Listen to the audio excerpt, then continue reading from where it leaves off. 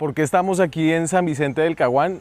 Estamos aquí en San Vicente del Caguán porque este es el municipio de Colombia con más deforestación en un momento en el que la deforestación está disparada en el país. Lo que nos hizo emprender este viaje fue ver las imágenes satelitales que tienen en Bogotá, en el IDEAM, que están haciendo un seguimiento muy detallado gracias a la tecnología que hay y gracias a la presión de la comunidad internacional, en el que uno puede realmente ver el paso de esta devastación, el paso acelerado en el cual se están perdiendo unos de los bosques más bonitos de Colombia.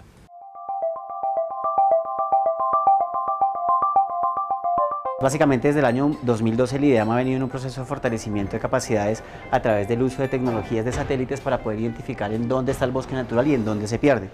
¿Qué ha permitido este proceso? Básicamente a nivel nacional, en los más de 114 millones de hectáreas que tiene el país, nosotros ya podemos identificar para todo el país deforestaciones de al menos 1 hectárea o más. O sea, tumban 1 hectárea. Y nosotros nos damos cuenta efectivamente en dónde se tumbó esa hectárea de bosque natural. En el año 2017, en todo el territorio continental del país, lo que ustedes ven aquí en verde es el área de bosque natural, en rojo los focos de deforestación. Se deforestaron en Colombia 219.973 hectáreas de bosque natural. El 66% de toda esa deforestación ocurrió en este sector, en algo que se llama el arco de la deforestación de la Amazonía. Básicamente en los últimos 27 años todo este piedemonte de la Amazonía colombiana era bosque natural y en los últimos 27 años hemos perdido cerca de 2.5 millones de hectáreas en toda esta área que antes era bosque natural hasta hace unos 50 años. Aquí podríamos ver ya como toda la deforestación acumulada en los últimos 10 a 15 años, en donde básicamente vamos a ver que es en el noroccidente de la Amazonía colombiana, estas áreas en rojo, en donde se ha acumulado la mayor deforestación, y básicamente es porque ese es el área más accesible. Aquí están los centros poblados, están las carreteras, están los ríos que permiten la accesibilidad, y por allí es que se ha dado como todo el fenómeno de transformación. La región de San Vicente del Caguán. Exacto, digamos, este es el municipio de San Vicente del Caguán, todo este es el frente de deforestación, hasta llegar a, por ejemplo, Sabanas del Yarí, que es como una frontera natural entre lo que tenemos conservado y lo que estamos ampliando de frontera agropecuaria. Nosotros también ya hemos desarrollado aquí en el IDEAM, en el sistema de monitoreo, algunas proyecciones de qué pasaría, digamos, business as usual, es básicamente si todo sigue igual, qué pasaría con los núcleos de deforestación. Y lo que pasaría básicamente es que los relictos de bosque que están más cercanos a esos centros poblados sería deforestado más o menos al año 2022 si es que no tenemos una, digamos, política y una estrategia contundente de control de la deforestación. Y entonces arrancamos por avión a Florencia, después estuvimos por tierra a San Vicente del Caguán, en los alrededores de Florencia, bajamos por las trochas hacia los llanos del Yarí, hicimos un sobrevuelo con el ejército de los puntos álgidos de deforestación. En este viaje hablamos con científicos, hablamos con campesinos, hablamos con colonizadores, con deforestadores, hablamos con ganaderos, hablamos con autoridades locales para tratar de tener un panorama de lo que está pasando en la frontera, en el lejano oeste de la deforestación en el país. Y entonces aquí arranca Zona Franca.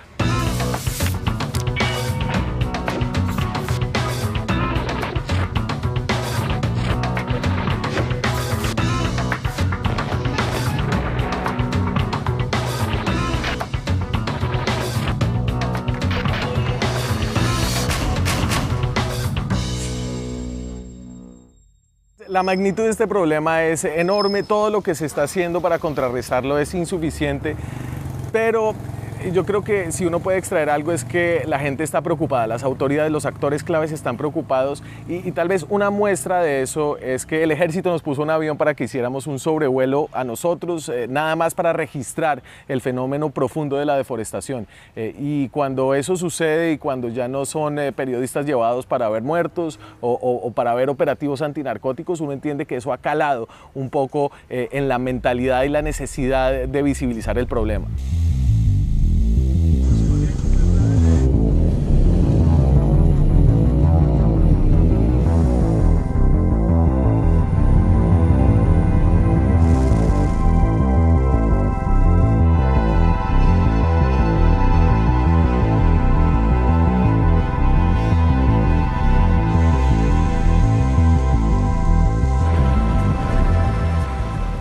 Salimos de San Vicente del Caguán y se podía ver que había muy poquitos parches de bosque, era todo la mayoría potrero. Esta es una zona de colonización vieja. en la medida en que nos íbamos desplazando hacia el sur, hacia la frontera donde todavía quedan los bosques, empezamos a ver que los parches a veces eran más grandes, hasta que llegamos a un espacio totalmente cubierto por la capa forestal, que sin embargo ya empieza a abrirse. Todos los parches que vimos habían sido abiertos en los últimos 3 meses, quemados en los primeros 3 meses de este año, 2018. Desde hasta 200 hectáreas, para los que se necesita una inversión, nos dicen, de 2 millones de pesos por hectárea, es decir, son inversiones de 400 millones de pesos para abrir esos parches. Además de eso se ven los techos de zinc y las tejas brillantes, lo que indica que son colonizaciones muy nuevas. Esas colonizaciones se van a ir expandiendo hasta convertir todo el territorio en lo que veíamos cerca a San Vicente del Caguán. Muy poquito bosque, muchos potreros de baja productividad, algunas vacas y en general la Amazonía colombiana siendo deforestada por una minoría muy pequeña de colonos, de ganaderos, de especuladores de tierras.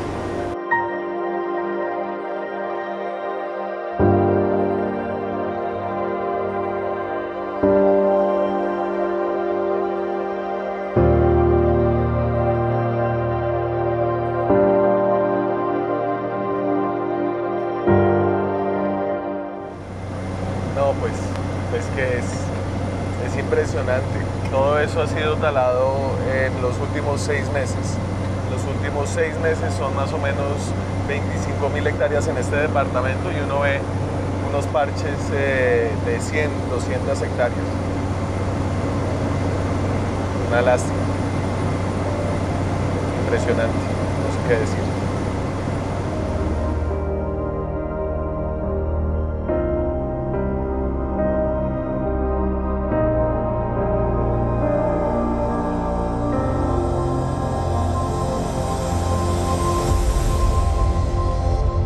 Tal vez lo que más indigna de este problema de la deforestación es la estupidez, es que no tiene ningún sentido, no tiene sentido para los colonos, pierden el agua, hacen un uso improductivo de la tierra, pierden su futuro que está en los bosques, perdemos todos los colombianos que tenemos ahí una reserva contra el cambio climático, una reserva de control climático, pierde en general la humanidad. Entonces, ¿por qué sigue funcionando este problema? ¿Por qué sigue andando y avanzando esta estupidez?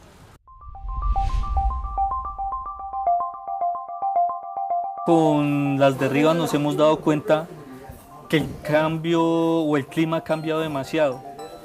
Antes, cuando tenía que haber, por lo menos el verano de este año se prolongó más de lo debido.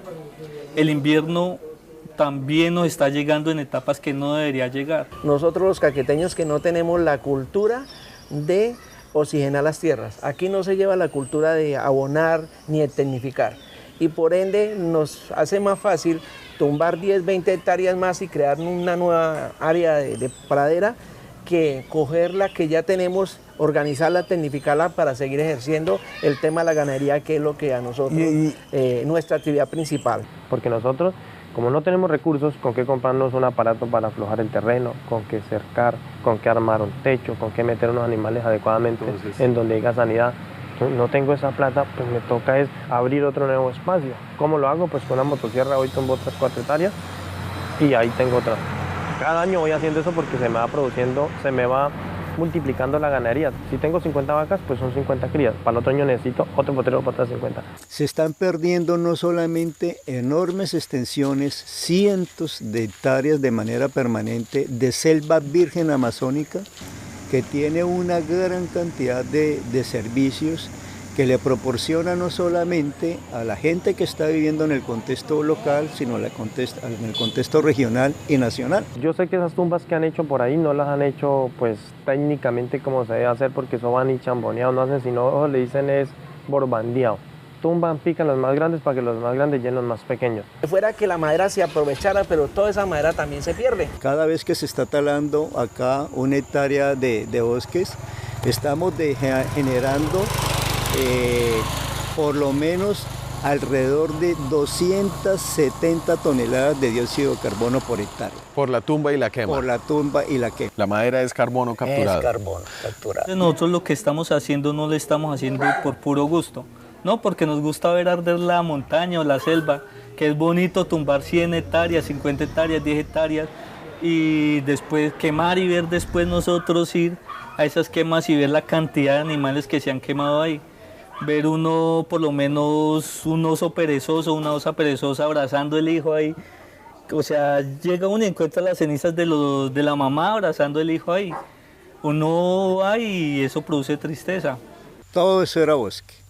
Y toda esta región de Campo Hermoso hacia los llanos del Yarí, prácticamente en 22 años, es la información que tenemos, ha sido totalmente transformada. No solamente son los Andes y la Amazonía, es también la Orinoquía. Sí, aquí tenemos el encuentro de 3 biomas importantísimos donde teníamos mucha diversidad y creo que hemos perdido muchas especies aún sin poder saber que existía en la Amazonía. El 90% de esta región de la confluencia de las 3 biomas está totalmente deforestado, o sea, es lo que nosotros llamamos relictos. O sea, ya queda un paisaje relictual, solamente pequeños parches de este tipo, por ejemplo, de conformaciones de palmas, conformaciones de bosques. El paisaje visto hasta desde Campo Hermoso hasta los llanos del Yarí es un paisaje que se va a repetir hasta llegar prácticamente a los linderos del Parque Nacional Serranía de Chiribiquete.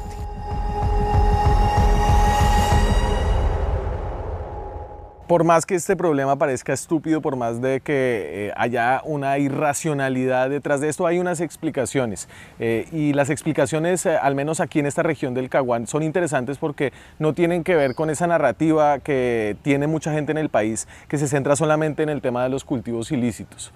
La primera de esas razones, y tal vez la más obvia, es la ausencia del Estado. Y esa es una palabra que se bota con mucha facilidad, pero tiene que ver, por ejemplo, con que aquí la gente en las veredas se construye y se mantiene sus propias carreteras.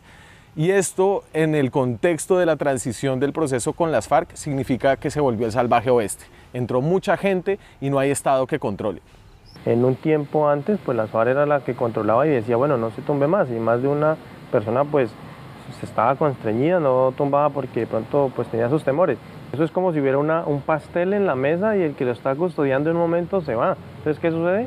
Cuando usted pierde el control de eso, pues llega y dice, venga, repartamos esta vaina. Entonces llegan personas a eso, pero también hay que mirar que hay muchas de esas familias que son pobres, no tienen básicamente ni en dónde estén muertos. Lo que espera la gente es la antigua FARC o no siempre ha pensado en tener un pedacito de tierra para que se lo legalicen. Sí. Hay áreas que no tienen comunicaciones todavía, que no tienen cobertura, que tienen toda la libertad para hacer cualquier tipo de delitos ambientales. La carretera por la que nosotros pasamos aquí, ¿quién la mantiene? Nosotros tenemos, en este caso, estamos sosteniendo un terreno de 29 kilómetros de carretera por parte de las 6 juntas. Se da un aporte, igualmente está el peaje, el que se da un aporte. Este año se le ha invertido, en este verano se le invirtieron alrededor de 63, 65 millones de pesos. Las escuelas las fabricamos nosotros, el puesto de salud lo fabricamos nosotros, a pesar de que no tenemos enfermera, pero lo tenemos ahí.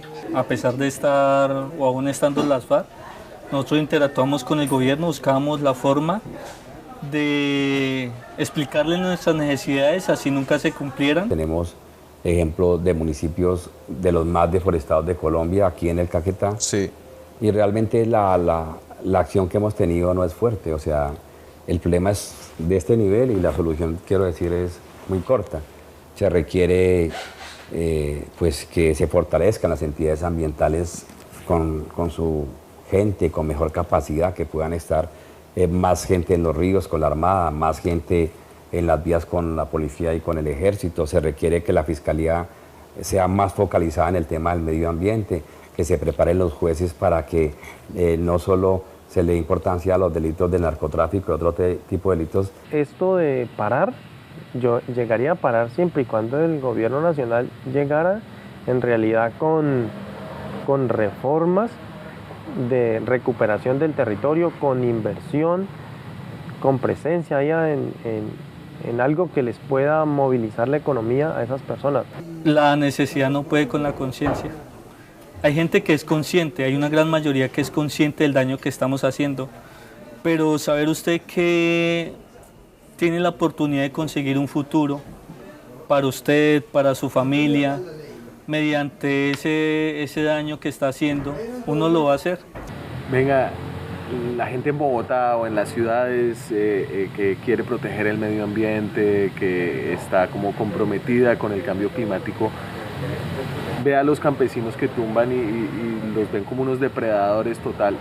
Yo lo que les pediría es que miraran a esa gente como muchas personas que de pronto viven en las ciudades tratándose de sobrevivir y armando un caos total, invadiendo unos espacios públicos, vendiendo un celular, vendiendo un minuto, tratando de rebuscar la vida, porque el gobierno nacional no ha previsto algo para solucionar ese problema.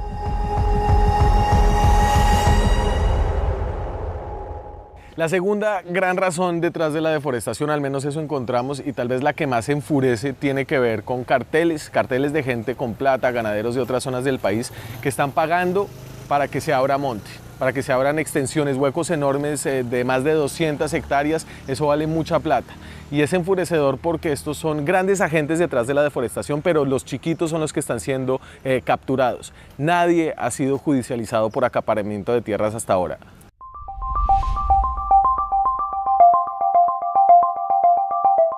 Podríamos decir que están los títeres, que son las personas que en estos momentos tienen grandes extensiones de tierra, grandes abiertos, que hay otros de afuera que están pagándoles para que tengan esos abiertos o hagan esas extensiones tremendas de tierra, y están los jornaleros que en estos momentos tienen, por mucho que se estiren, por mucho que trabajen, logran subir unas 35 hectáreas.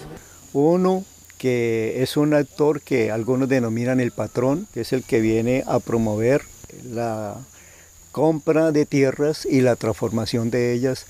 Y el otro actor es el pequeño, aquel que verdaderamente es de bajos recursos económicos y que está en la búsqueda de tierras para sobrevivir él, como también como su familia. Hay mucha gente que está entrando y por eso hay veces las grandes talas que han habido en la zona no son de pequeños productores, porque vienen financiados. Tumbar 600 hectáreas vale un platal. ¿Cuánto vale?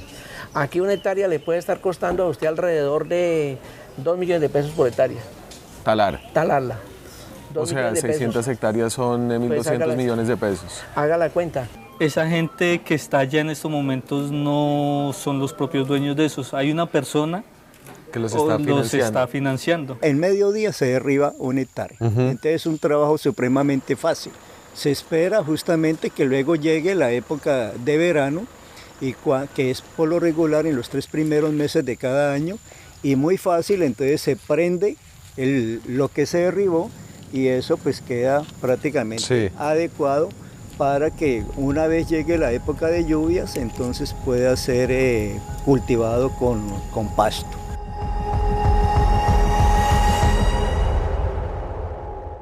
Porque la realidad es que ya hay carteles en ese sentido, que están generando la deforestación, y si no se focaliza, eso ya lo está manejando el señor ministro del Medio Ambiente, el Ministerio de Defensa, y con entidades internacionales precisamente para buscar una solución, pero se requiere, como le digo, que haya una línea más dura en el tema de la judicialización, y ahí se requiere la preparación de los jueces, de los fiscales, y que solo tengamos gente dedicada, o sea, se tenga un grupo dedicado a esta problemática. A raíz de eso salió un decreto por parte del alcalde en el que de cierta forma nos obligan a los presidentes de Junta de Acción Comunal a que denunciemos a las personas que están en los baldíos. Nos están poniendo contra la pared a nosotros porque están haciendo que nosotros seamos enemigos de las personas a las que le estamos ayudando a salir adelante, a las que estamos defendiendo, a las que representamos. Las juntas de acción comunal, nosotros no estamos apoyando eso, ni puede decir que es que hay tantos campesinos de tales y tales veredas, ¿cierto? Que hemos estado al margen y hemos tratado de no meternos en problemas, así como dice el dicho, nosotros aquí y ellos allá. Hay otros que están llegando a la zona porque ven que aquí hay futuro. Y hay futuro, ¿por qué? Por el agua, hay futuro porque hay tierras, porque todavía se puede acceder a la tierra, que están haciendo ilusiones que les van a titular. Aquí hay tolimenses, hay huilenses, hay antioqueños, hay del eje cafetero, hay de Cundinamarca, hay bayunos, hay de todo. ¿Me puede contar un poquito más de cómo usted entiende funcionan esos carteles de la deforestación? Lo que pasa es que en esas áreas alejadas llega gente que le ofrece a los campesinos recursos, le pagan para que deforesten. Y eso lo hacen para acaparar tierras. Para eso ya hay unos trabajos adelantados de la Fiscalía con nosotros y la Policía Nacional.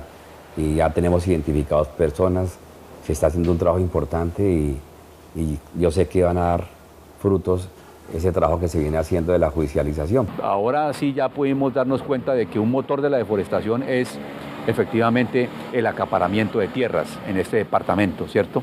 Porque muchas de esas áreas que estaban antiguamente en control de la guerrilla fueron, diríamos que, descubiertas en ese sentido, y la gente, por encima de lo que pensaban los núcleos de la comunidad organizada, pasaron por encima y fueron a deforestar. Yo pienso que esos son mentalidades que van hacia el extractivismo abusivo, y también yo pienso también que hay detrás de esas acciones manos oscuras frente a los procesos de colonización y de apertura de potreros como tales. Yo estuve viajando desde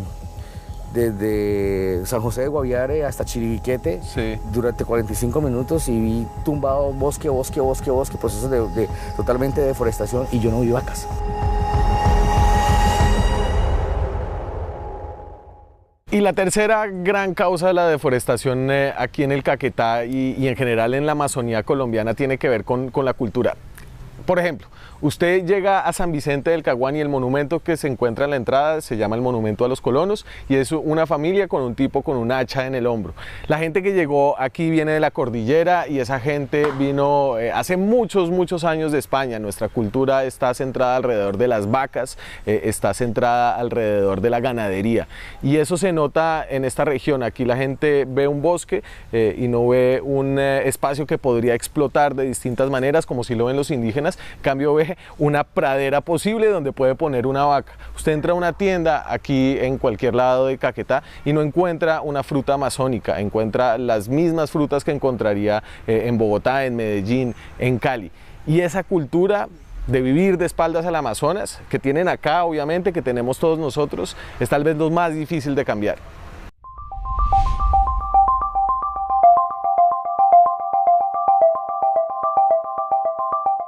Yo soy un campesino, yo hace años no deforesto, pero también yo fui un deforestador. Yo no, ¿para qué voy a ser un mentiroso decir que yo nunca he tumbado un palo? Claro que yo he sido deforestador, ¿cierto? Trabajador, aquí se habla de trabajador. Y básicamente el enfoque que mis abuelos, mi bisabuela, mi mamá, mi papá, la economía ha sido netamente ganadera. Usted se saca la leche, se saca el queso, se saca la carne. Nosotros hace 25, 30 años éramos agricultores.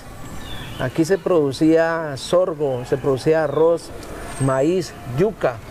A medida de que dentro del flagelo del narcotráfico, que también hay que decirlo, la gente cambió la actividad de la agricultura y se dedicó unos al narcotráfico, y a la vez también de intrafugar el rol de la ganadería. Comenzaron a hacer las importaciones de maíz, de sorgo, de arroz, hasta el mismo plátano y papa.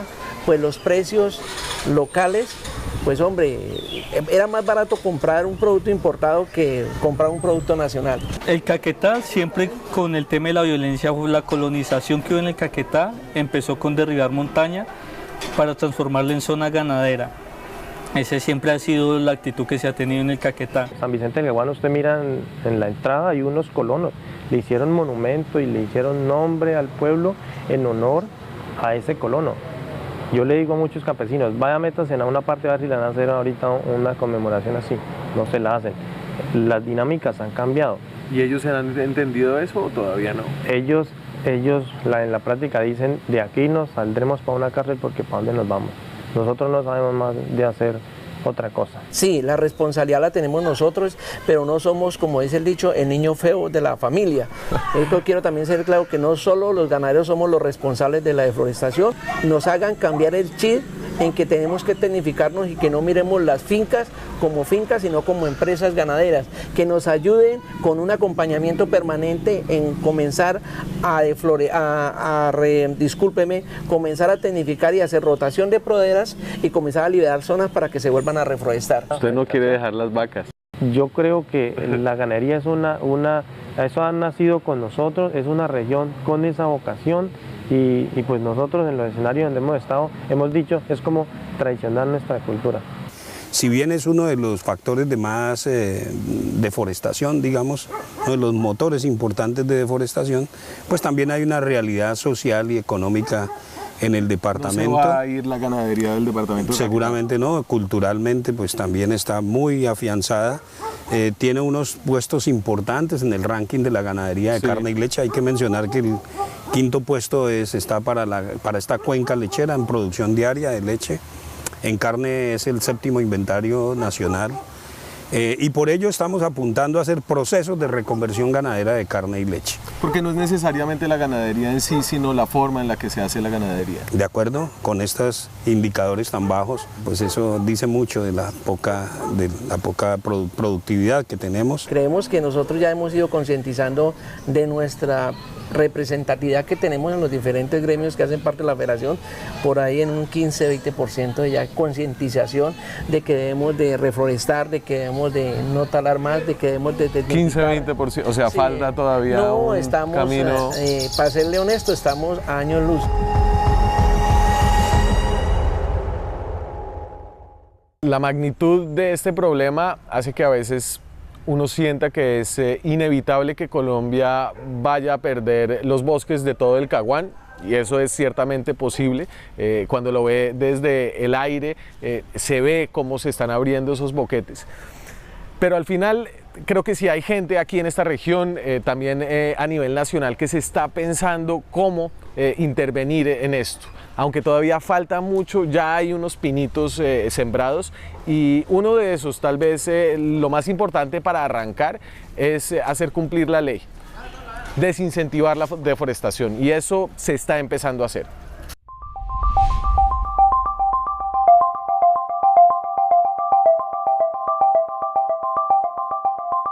No es fácil actuar de una manera, diríamos que eficaz, si no tenemos todos los argumentos para hacerlos. ¿Sí me explico? Si nosotros llegamos a una deforestación evidente, tenemos que tener diríamos que un acompañamiento jurídico, CTI de Fiscalía, para poder hacer una detención que sea efectiva. Si usted tiene una tropa caminando por el Bajo Caguán y se encuentra un parche de deforestación de 200 hectáreas y no está acompañado por una autoridad ambiental, ¿puede hacer algo? Podemos encontrar una persona en este momento en flagrancia, pero como no somos policía judicial, no podemos hacer nada. Fue así como con el aporte del general Parra de la 12ª Brigada y el trabajo de Visión Amazonía y de Corpo Amazonía, con la Alcaldía Municipal y la Gobernación, en un comité de control y vigilancia departamental, logramos institucionalizar la burbuja contra la deforestación. Cada uno desde su misionalidad pudiéramos atacar la deforestación, y es la integración de todos en esa burbuja que la hemos denominado la burbuja del medio ambiente para atacar estos delitos. Se integró y cada uno ha aportado con el fin de que ese aporte sea uno solo, y se ha visibilizado el problema. No vamos a llegar al punto cero de decir que no hay deforestación, va a haber deforestación, pero que tenemos el optimismo de que va a haber una rebaja sustancial en la estadística de la deforestación, si pensamos. O sea, y para terminar, ¿usted siente que el Estado no está fracasando en su labor en ese sentido? No creo, el Estado tiene que seguir trabajando, y además porque la conservación de los bosques y el tema ambiental debe ser una política pública, por lo menos en este departamento.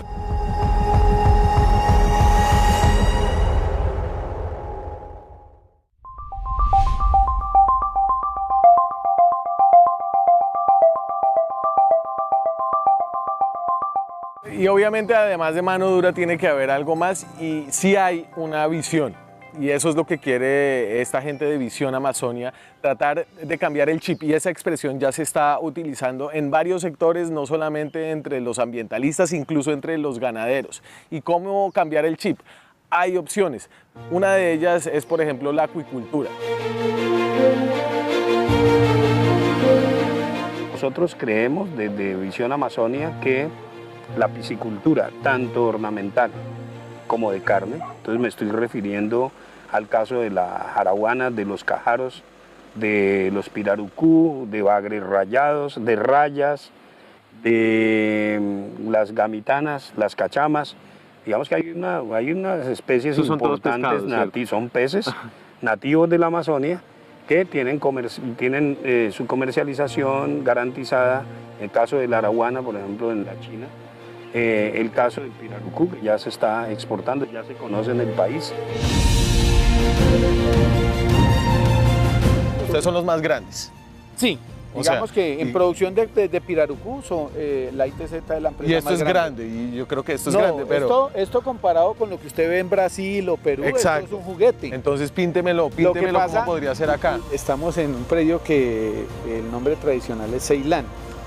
Ceilán era antiguamente una hacienda ganadera, anteriormente fue un ingenio panelero. El negocio principal de nosotros es la piscicultura, pues necesitamos más la materia prima que es el agua. Entonces ese bosque es el que nos sirve de nacimiento, es donde nacen las quebradas que surten este proyecto. Entonces nosotros preferimos dejar ese bosque quieto para que nos conserven las aguas y tengamos la posibilidad de tener agua todo el tiempo. La importancia de la acuicultura es que obliga al acuicultor a que cuide los bosques, porque tiene que velar por la muy buena cantidad de agua que demanda y por la calidad de agua que demanda igualmente. Lo otro es que en esos lagos donde anteriormente solamente vivía el ganado, o bebía, tomaba agua, meten peces y eso le genera un ingreso adicional. Entonces cuando ellos ven que ese negocio es interesante y le genera un ingreso adicional a la finca y que necesitan el agua, entonces ellos empiezan a decir, venga, no, es que ahí donde hay un nacimiento, hagamos un encierro para que se llene más de bosque y me salga más agua porque la necesito. Esto va a empezar a ser como una bola de nieve. Y al final vamos a tener muchas personas cebando pirarucú, al final tendremos que montar una planta de proceso, una planta de valor agregado y empezar a crecer en el negocio. Y cuando usted monta una planta de proceso, pues se vienen los servicios adicionales, ¿qué hacemos con la víscera? ¿Qué hacemos con las escamas? Y entonces se van empezando a montar un poco de servicios adicionales en torno a un negocio y eso genera mano de obra, genera bienestar económico, o sea, eso genera desarrollo. Cuando usted utiliza una materia prima que es de acá, como es el pirarucú, y desarrolla todo un esquema de clúster de negocio, pues todos los días se empieza a generar una necesidad de personal capacitado para empezar a trabajar en diferentes áreas, y cuando usted capacita a las personas, esas personas tienden a generarse o a recibir un ingreso mayor que el que pueden lograr tumbando el monte.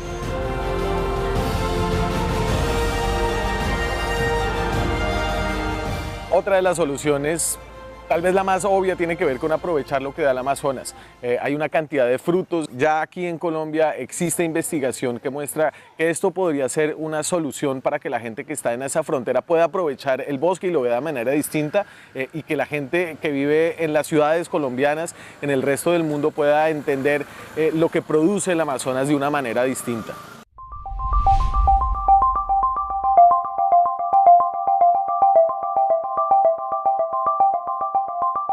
Y esto es cambiar el chip, es decir, en vez de que el campesino vea el bosque como un obstáculo que hay que limpiar para meter ganado o sembrar algo, es como enseñarle a aprovechar especies que son y que están ahí y que podrían ser comercializadas. La idea es como poder alternar ese tipo de producción, o sea, producciones ganaderas pueden alternadas con sistemas agroforestales que permitan realmente aumentar la producción y mantener la biodiversidad como una estrategia efectiva para la mitigación del cambio climático. Alexander, entonces esto es, digamos, un ejemplo de un aprovechamiento, usted lo llama agroforestal del Amazonas. ¿Es el arazá? El arazá es una especie provisoria y potencial económicamente hablando, y también ayuda mucho a los procesos de retención de nutrientes en la tierra. Este es el copazú. Este es el copazú. Y esto crece normalmente dentro del bosque, o sea... Eso es un copazú en vega. Podrían sacarlo, podrían comercializarlo, hacer chocolate. Sí, reutilizar su fruta, como se está dando cuenta, es rica. Del bosque básicamente caen los frutos al piso. ¿Esto qué es? Eso es un ubito. Ajá. Sí, ese también es una especie que aprovecharle en su fruto. Ajá. Tiene buena consistencia, buen olor, y realmente se pueden fabricar muchos derivados, ¿sí? A nivel alimenticio, y también puede ser utilizado para otros aspectos como como maquillaje en la parte cosmética, demostrarle al campesino, demostrarle a la gente que no todo tiene que ser tumbar el bosque y meter ganado, sino que también hay otras alternativas diferentes frente a la Amazonía colombiana, especies promisorias que pueden ser utilizadas y aprovechadas comercialmente, pues hay que hacer Copazú, azaí, arazá, camu, ceje, canangucha, palmiche, o sea, hay muchas especies que pueden ser utilizadas como tal. Y pues, importante, vamos a ayudar a la biodiversidad, vamos a ayudar al mantenimiento de especies de fauna, especies de mamíferos que se alimentan de eso. Eso huele, tiene un olor. Es bastante fuerte el olor, es muy rico. Sí, sí, sí. Y estas vainas también ayudan a que llegue la guartinaja, que llegue la oruga, que son mamíferos grandes, ¿sí? Y a través de eso vamos a tener un equilibrio dentro del ecosistema. También va a tener la presencia de aves que van a ayudar a la polinización, que van a ayudar a la dispersión de semillas, que van a ayudar a poder elevar nuestros indicadores biológicos para poder garantizar unos sistemas de producción limpias y sostenibles. Este es el camu camu, ¿cierto? Es el camu camu, exactamente. ¿Y es este palo? Es este palo. Es una especie relativamente baja, es como un arbusto. Las características es su composición organoléptica frente a esto. Tiene muy altos contenidos de vitamina C. Me dicen que un vaso de jugo de naranja tiene 100 miligramos de vitamina C y uno de camu camu 4.700. Exactamente. Es utilizado también como comestible para jugos. Sí, como aspectos nutricionales y todavía no se conoce la potencialidad que puede desarrollar. Pero es que yo siento que todo esto nadie lo sabe, es como un país que vive de espaldas al Amazonas. Vive de espaldas al Amazonas, el patio trasero en vez de ser el frente de Colombia es la Amazonía y nosotros tenemos que mirar que a través de estas potencialidades, de estos productos, nosotros podemos tener la Amazonía como nuestro jardín importante para poder aprovechar lo que ella nos da. Este es el Calicuphyllum o resbalamono o capirona. Resbalamonos porque mírala. ¿Hasta los monos se resbalan? No, pues mira la textura del tallo, es totalmente lisa. ¿Y por qué es promisoria esta especie? Esta madera es una madera muy fuerte y también es muy flexible. Es utilizada para hacer raquetas de tenis, porque permite la torsión y es muy flexible para eso y es muy resistente. ¿Y es nativa? Es nativa. Y también se utiliza para la parte de vivienda porque es muy resistente y bien inmunizada, pues eso no se acaba. O sea, dura mucho tiempo. O sea, opciones sí hay. Opciones sí hay. Otra de las soluciones, y esto sí resalta lo estúpido que es todo este problema, es aprovechar la madera. Ahorita se está tumbando la madera y se deja ahí en los potreros, se quema. La empresa más grande de maderas del Caquetá, que queda en Florencia, muestra que sí se puede hacer, están exportando, pero al mismo tiempo es una empresa muy pequeña, pero esta podría ser otra solución.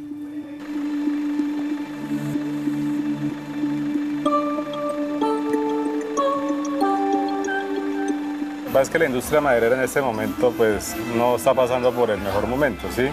En este momento no hay los suficientes permisos de aprovechamiento para poder subir la materia prima que es la madera.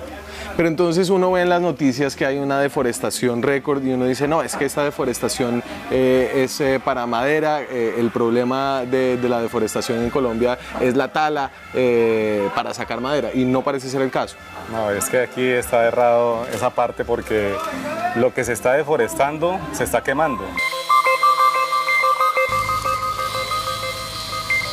En San Vicente del Caguán se deforestaron más de 23.000 hectáreas, que haciendo las cuentas son más o menos 10 millones de metros cúbicos de madera. Necesitaríamos más de 5.000 tractomulas para cargar esos 10 millones. Yo creo que son más de 5.000. O sea, eso se está desperdiciando. Se está desperdiciando y se está quemando. Cuando uno ve un viaje de ganado que pasa, un viaje de un camión, vienen 12 reses y es una res por hectárea y son 12 hectáreas que se han sacrificado para meter esas 12 reses, que son más o menos mal contados, son 12.000 árboles que se fueron al piso y se quemaron, y aparte de eso, pues la vida que existe en el bosque, pues se quema, todo queda quemado por completo.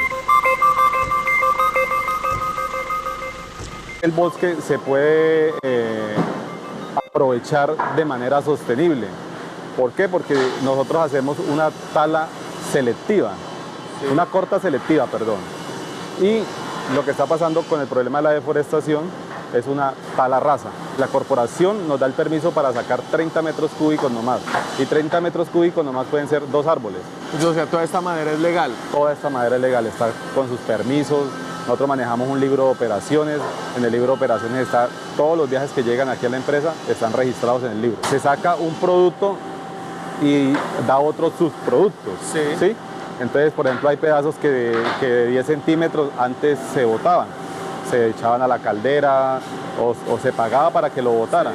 Ahora lo que estamos haciendo con la tecnología es ensamblando toda esa madera que nos está quedando y la volvemos a reprocesar para volver a un subproducto que es un tablero alistonado. ¿Y esta máquina es la única de estas en Florencia? En Amazonía sí, señor. En el sur de la Amazonía es la única máquina que hay. En Colombia, en la Amazonía colombiana, esta es la única máquina. La única máquina. Entonces ahí entran los tablones, ahí entran los pedazos después de pasar por Colbón. Hay una máquina que se llama el finger joint, que ahora la vamos a mirar, que es la que hace las lamelas largas, y luego aquí ya las pegamos para hacer los tablones. Para sacar una producción, usted a veces necesitaba 3 viajes de madera, ahora se necesitan 2 viajes porque el desperdicio bajó altísimo. Lo que pasa es que ha faltado apoyo del gobierno nacional a las empresas transformadoras. Ellos en estos momentos están con maquinaria obsoleta, ¿sí? Y usted va a un banco y en un banco no le prestan para lo que es forestal, pero es tan irónico que usted va como ganadero y dice yo necesito meterle 200 vacas y una de los bancos se abren y le dicen venga yo le presto, y es irónico. Usted tiene 16 empleados. Nosotros tenemos 16. ¿En el futuro usted cree que esto tiene la potencia para crecer como esta industria? La idea es poder llegar a crecer a tener más de 70, 80 empleados para generar más empleo aquí en la región.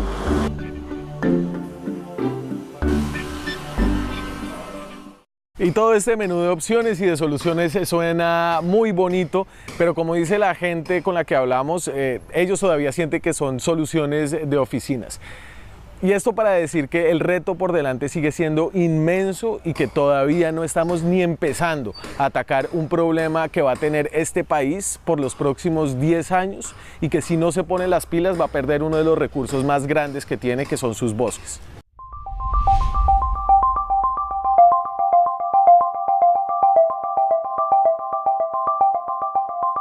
Yo he escuchado tantas cosas que del bosque se pueden hacer, pero en la práctica nosotros desconocemos eso. Nosotros si nos van a poner o nos van a decir, mire, vivan del bosque, eso es como si a un animal o un jabalí o algún animal montuno lo sacaran y le dijeran, vea, viva aquí en esta ciudad, que ahí se muere de hambre. Mi abuelo, un ejemplo, mi papá decir, mire mijo, vamos a sacar tantas pepas de azaí o tantas robas de azaí o de cacao montuno o de alguna huevonada del monte, porque jamás se ha hecho. Visión Amazonia tiene una idea de que puede haber un aprovechamiento rentable del bosque. Con azaí, usted la mencionaba, con la palma, con la flor de linírida. ¿Cómo suena eso por allá? Pues eso suena bonito, pero pues eso es como cuando a usted le explican un proyecto en otro idioma, usted no lo entiende.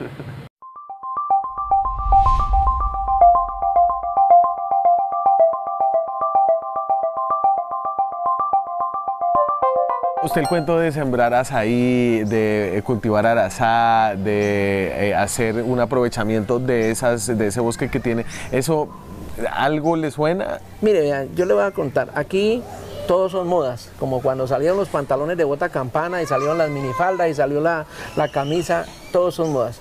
Aquí cuando salió la moda del tema del arazá, todo el mundo sembró arazá y después no había quien venderle arazá. Mientras nosotros no hagamos la cadena productiva al eslabón final, todo fracasará.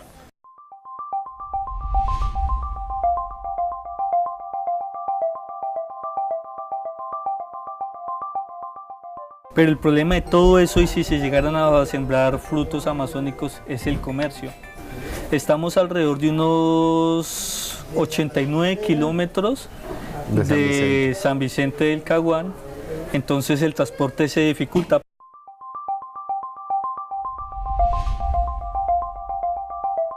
Nosotros tenemos la presión del mercado, del libre mercado. Entonces, ¿qué pasa?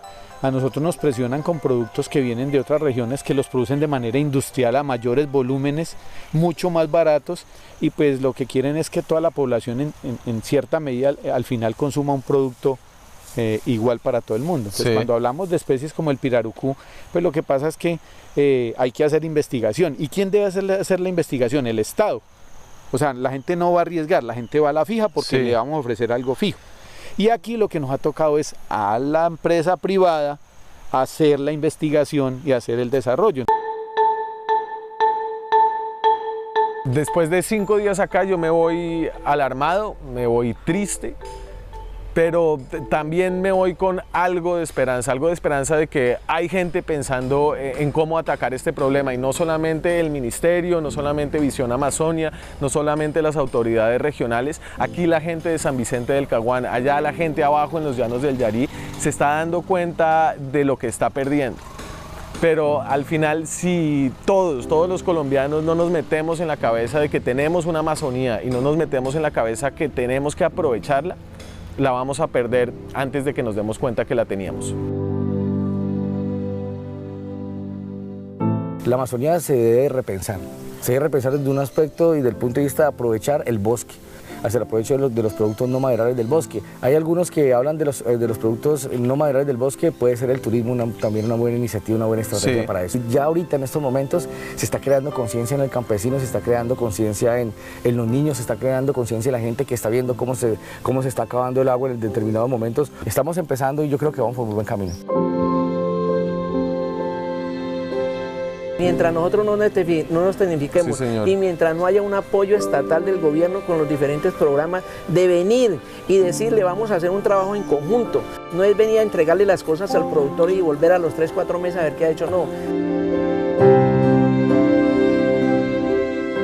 ¿Y usted cree que aquí en este departamento se podría sembrar madera? Claro, se puede reforestar, no con fines comerciales, ¿sí? Lo que necesitamos es que el gobierno y la corporación de la mano con los ganaderos y el gremio maderero se unan para poder llegar a manejar una reforestación comercial.